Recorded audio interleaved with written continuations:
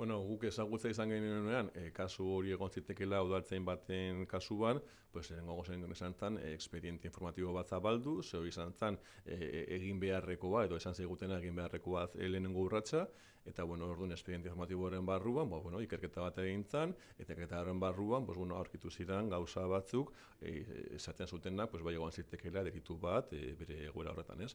Orduan, bueno, expedientearen dokumentazio guztia guk fiskaltzara bidali genuen, eta fiskaltzak aldi berean zete judizialera, ez? Eta orduan, bueno, orain epaitegian dago eta, bueno, bere lan egitean da oso.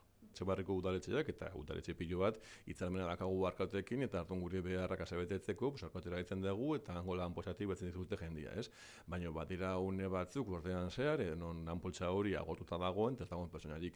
Eta une horretan legeak albidetzen du, udalei albidetzen die, euren lan poltsak sortzea, eta, bueno, bete beharreko lan postua betetzeko, pues ahal dutena egiten, ze lehenengo premiazko zerbitzua da eskaintzea da, udaltzainak behar ditugu gure herriak zaindutak eta izateko, eta orduan, claro, ezin gara egon udaltzain askoren faltan, ez?